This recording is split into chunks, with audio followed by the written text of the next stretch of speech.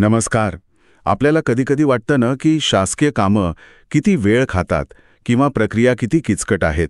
हो, अगदी. विचार करा, जर ही रोजची थोडी कंटाळवाणी वाटणारी कामं सोपी झाली आणि महत्वाचे निर्णय जरा लवकर घेता आले तर. बरोबर. प्रशासकीय कामांमधला वेळ गुंतागुंत कमी झाली तर त्याचा एकूणच कामावर, सेवेवर खूप सकारात्मक परिणाम होऊ शकतो. अनेक शासकीय अधिकारी, कर्मचारी हे रोज अनुभवत असतीलच. नक्कीच. आणि याच बदलाच्या शक्यतेवर आज आपण बोलणार आहोत. विषय आहे कृत्रिम बुद्धिमत्ता, म्हणजे आर्टिफिशियल इंटेलिजन्स किंवा AI. हे शासकीय कामकाजात कसा बदल घडवू शकतं. आणि यासाठी आपल्याकडे एक संदर्भ पण आहे. हो, आपल्याला जी माहिती मिळाली आहे ती बरीचशी श्री विष्णुकांत बोरसे यांच्या अनुभवांवर आधारित आहे. कालीन स्वप्न नाही राहिलेलं. AI आपल्या रोजच्या वापरात आलंय. ते फक्त आपलं कामच नाही, तर आपण माहिती कशी मिळवतो, एकमेकांशी कसं बोलतो, हे सगळं बदलतंय. इथे एक महत्वाचा मुद्दा आहे जो स्रोतांमध्ये पण मांडला आहे. AIचा उद्देश माणसांची जागा घेणं नाहीये. नाही, अजिबात नाही. तर त्यांना कामात मदत करणं आहे. एक प्रकारचा डिजिटल सहकारी किंवा सहाय्यक असिस्टंट समजू शकतो आपण त्याला, जो वेळखाऊ कामांमध्ये मदत करेल. अगदी. आणि आपण नकळतपणे वापरतोय सुद्धा. स्रोतांमध्ये उदाहरणं आहेतच की, जसं वेबसाईटवर मदतीसाठी येणारे ते चॅटबॉट्स असतात. हो, किंवा आपल्या फोनमधले व्हॉइस असिस्टंट्स, किंवा अगदी चेहरा ओळखून फोन अनलॉक करणारी सिस्टम. ही सगळी AIचीच रूप आहेत की. खरंय. म्हणजे AI आपल्या अवतीभोवती आहे, पण हे पडद्यामागे काम कसं करतं, म्हणजे कम्प्युटर शिकतं कसं, ही प्रक्रिया काय आहे. याची प्रक्रिया थोडी रंजक आहे आणि बऱ्याच अंशी आपल्या मेंदूच्या शिकण्याच्या पद्धतीवर आधारित आहे.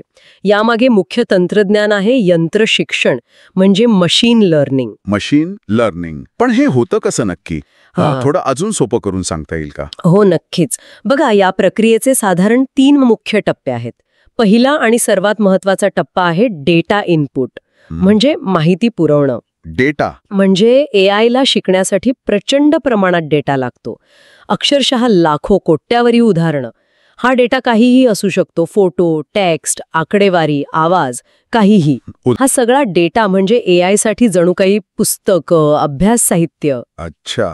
आणि जितका जास्त आणि वैविध्यपूर्ण डेटा, तितकं AI जास्त अचूक शिकतं. डेटाची गुणवत्ता इथे खूप महत्वाची आहे. समजलं. म्हणजे डेटा हा पाया आहे. मग या डेटाचं AI काय करतं? दुसरा टप्पा येतो अल्गोरिदम प्रोसेसिंग. सोप्या भाषेत सांगायचं तर AI या डेटामधून काहीतरी अर्थ काढायला शिकतं. ते गणिती पद्धती किंवा आपण नियम म्हणू शकतो, ज्यांना अल्गोरिदम म्हणतात, ते वापरून डेटामधले पॅटर्न्स किंवा संबंध शोधायला लागतं. आणि इथेच मशीन लर्निंगची भूमिका येते, बरोबर? अगदी बरोबर. मशीन लर्निंगमुळे काय होतं की AI हे पॅटर्न्स आणि नियम स्वतःहून शिकू शकतं, माणसाच्या मदतीशिवाय. जसं आपण अनुभवातून शिकतो तसं AI डेटामधून शिकतो. इंटरेस्टिंग. आणि त्यातही डीप लर्निंग नावाचा एक पुढचा अधिक शक्तिशाली प्रकार आहे. तो मानवी मेंदूच्या रचनेसारख्या न्यूरल नेटवर्क्सचा वापर करतो आणि खूप गुंतागुंतीचे संबंध आणि पॅटर्न्स ओळखू शकतो, जे साध्या मशीन लर्निंगला कदाचित जमणार नाहीत. म्हणजे भरपूर डेटा बघून त्याचे नियम स्वतःच तयार करून AI हुशार होतं. आणि यातून काय तयार होतं मग? यातून तयार होतं एक AI मॉडेल. हे म्हणजे एक प्रशिक्षित कम्प्युटर प्रोग्राम, जे आता नवीन न पाहिलेल्या डेटावर काम करून निर्णय घेण्यासाठी किंवा अंदाज बांधण्यासाठी तयार आहे. छान. आता तिसरा टप्पा कोणता? तिसरा आणि शेवटचा टप्पा म्हणजे निर्णय आणि आउटपुट. प्रशिक्षण पूर्ण झाल्यावर हे AI मॉडेल नवीन माहिती स्वीकारतं, तिचं विश्लेषण करतं आणि शिकलेल्या पॅटर्नच्या आधारावर निष्कर्ष काढतं किंवा काहीतरी कृती करतं. हे सगळं थोडं तांत्रिक वाटलं तरी आपण रोजच्या जीवनात याचे परिणाम बघतोय की. स्रोतातली उदाहरणं चांगली आहेत. नक्कीच. गुगल सर्च घ्या ना. आपण काही शब्द टाकतो आणि सेकंदात AI कोट्यावधी वेबपेजमधून आपल्याला हवी असलेली अगदी अचूक माहिती शोधून समोर आणतं. हो, खरंय. किंवा ईमेल स्पॅम फिल्टर. AI येणाऱ्या प्रत्येक ईमेलचं विश्लेषण करून ठरवतं की तो महत्वाचा आहे की स्पॅम, आणि त्यानुसार वर्गीकरण करतं. हे सगळं आपोआप होतंय पडद्यामागे. म्हणजे थोडक्यात AI डेटावर प्रक्रिया करून शिकतं आणि मग त्या ज्ञानाचा वापर करून नवीन परिस्थितीत निर्णय घेतं. शासकीय कामांमध्ये AIची प्रचंड क्षमता आहे असं मला वाटतं. सुरुवात करूया AI ऑटोमेशन पासून. ऑटोमेशन म्हणजे स्वयंचलित कामं. हो. शासकीय कार्यालयांमध्ये अनेक अशी कामं असतात जी रोज करावी लागतात, ज्यात फार विचार करायचा नसतो, पण वेळ मात्र खूप जातो. हो ना, जसं की डेटा एंट्री करणं, शेकडो अर्ज तपासणं, कागदपत्रांचं वर्गीकरण करणं, साध्या प्रश्नांची ईमेल उत्तरं देणं. AI ही पुनरावृत्तीची कामं अगदी अचूकपणे आणि न कंटाळता करू शकतं. 24 तास. याचा थेट परिणाम काय? तर कर्मचाऱ्यांचा वेळ वाचतो. आणि हा वाचलेला वेळ ते मग महत्त्वाच्या कामांवर लावू शकतात. बरोबर. जिथे मानवी बुद्धीची, अनुभवाची आणि निर्णयाची गरज आहे, जसं की धोरणात्मक विचार करणं किंवा एखादं किचकट प्रकरण सोडवणं. म्हणजे प्रशासकीय प्रक्रिया पण वेगवान होतील. AI वापरून या प्रक्रिया केवळ वेगवानच नाही, तर जास्त अचूक म्हणजे त्रुटीमुक्त, एरर फ्री करता येतील. कल्पना करा, फाईल मंजुरीसाठी लागणारा वेळ कमी झाला आणि त्यातल्या चुकाही कमी झाल्या, तर किती फरक पडेल? कामाचा वेग वाढला, अचूकता वाढली. पुढे काय? डेटा विश्लेषणाबद्दल काय सांगता येईल? सरकारकडे तर प्रचंड डेटा असतो. हो, हा खूप महत्त्वाचा मुद्दा आहे. डेटा विश्लेषण आणि निर्णय क्षमता. सरकार दररोज प्रचंड डेटा गोळा करतं नागरिकांकडून, विविध योजनांमधून, सर्वेक्षणांमधून. या डेटामध्ये खूप महत्त्वाची माहिती दडलेली असते. पण त्याचं विश्लेषण करणं हे एक मोठं आव्हान असतं, नाही का? बरोबर. पारंपरिक पद्धतीने ते खूप वेळखाऊ आणि किचकट असतं. इथेच AI मोठी मदत करू शकतं. ते मोठ्या प्रमाणात असलेल्या डेटाचं जलद आणि सखोल विश्लेषण करू शकतं. त्याचा उपयोग काय होईल? याचा उपयोग धोरण निर्मिती, पॉलिसी मेकिंगसाठी होऊ शकतो.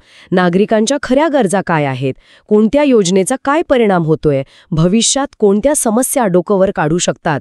उदाहरणार्थ, कृषी क्षेत्रात हवामान बदलाचा काय परिणाम होईल किंवा एखाद्या रोगाचा प्रसार कसा होईल, याचं अचूक चित्र मिळवण्यासाठी AI मॉडेल्स मदत करू शकतात. आणि नुसतं धोरणच नाही, तर रोजच्या कामात सुद्धा फाईल व्यवस्थापन, फाईल मॅनेजमेंट घ्या. हो, फाईल शोधणं म्हणजे कधीकधी खूप त्रासदायक होतं. बरोबर. जुनी फाईल किंवा एखादं महत्त्वाचं परिपत्रक शोधायला किती वेळ जातो आपल्याला माहिती आहे. AI वापरून अशी माहिती काही सेकंदात शोधणं शक्य होईल. महत्त्वाच्या कागदपत्रांचा मागोवा घेणंही ट्रॅकिंग सोपं होईल. हे झालं प्रशासकीय पातळीवर. पण याचा थेट परिणाम नागरिकांना मिळणाऱ्या सेवांवर कसा होईल? त्यांना काय फायदा? खूप चांगला प्रश्न आहे. नागरिक सेवा सुधारणा, इम्प्रूव्ड सिटिझन सर्व्हिसेस, हे AIचे एक मोठं उद्दिष्ट असू शकतं. AI आधारित साधनांमुळे नागरिकांना 24/7 आणि जलद प्रतिसाद मिळू शकतो. उदाहरणार्थ, ते AI चॅटबॉट्स आणि व्हर्च्युअल असिस्टंट. हो, शासकीय योजनांची माहिती हवी आहे, अर्जाचं स्टेटस काय आहे, नेहमी विचारले जाणारे प्रश्न आहेत, यासाठी हे चॅटबॉट्स वापरता येतील. आणि महत्त्वाचं म्हणजे ते मराठी किंवा इतर स्थानिक भाषांमध्येही माहिती देऊ शकतील. यामुळे कर्मचाऱ्यांवरचा ताण कमी होईल. नक्कीच, त्यांचा कामाचा बोजा कमी होईल आणि ते अधिक गुंतागुंतीच्या किंवा वैयक्तिक मदतीची गरज असलेल्या प्रकरणांवर लक्ष देऊ शकतील. अच्छा, सुरक्षेच्या बाबतीत AIची काही भूमिका आहे का? सरकारी डेटा वगैरे? निश्चितच. सुरक्षा आणि त्रुटी ओळखणे, सिक्युरिटी अँड एरर डिटेक्शन, हे एक महत्त्वाचं क्षेत्र आहे. एक म्हणजे सायबर सुरक्षा. सायबर हल्ले वगैरे? हो, शासकीय डेटा आणि प्रणाली खूप संवेदनशील असतात. AI वापरून सायबर हल्ल्यांचे प्रयत्न वेळीच ओळखता येतात आणि त्यांना थांबवता येतं. म्हणजे एक प्रकारे संरक्षणाची पहिली फळी म्हणून AI काम करू शकतं. आणि फसवणुकीच्या प्रकरणांबद्दल काय? म्हणजे गैरव्यवहार वगैरे? हां, दुसरा महत्त्वाचा भाग फसवणूक ओळखणे, फ्रॉड डिटेक्शन. कर चुकवेगिरी असेल, अनुदान योजनेत गैरवापर असेल किंवा इतर आर्थिक व्यवहारांमधील संशयास्पद पॅटर्न्स. AI हे माणसांपेक्षा लवकर आणि जास्त अचूकपणे ओळखू शकतं. अच्छा. यामुळे काय होतं, सरकारी संसाधनांचा अपव्यय टळतो आणि ती योग्य ठिकाणी वापरली जातात याची खात्री करता येते. हे सगळं ऐकून खूप सकारात्मक वाटतंय. पण हे सगळं प्रत्यक्षात आणायचं असेल तर कर्मचाऱ्यांना तयार करावं लागेल ना? श्री बोरसे यांनी कर्मचाऱ्यांसाठी व्हिडिओ बनवले, याचा अर्थ प्रशिक्षणाची गरज त्यांना जाणवली असणार. अगदी बरोबर. कर्मचाऱ्यांचे प्रशिक्षण आणि कौशल्य विकास, training and skill development. AI वापरायचं तर ते काय आहे, कसं वापरायचं, हे कर्मचाऱ्यांना शिकावं लागेल. नाहीतर ते फक्त एक साधन म्हणून राहील.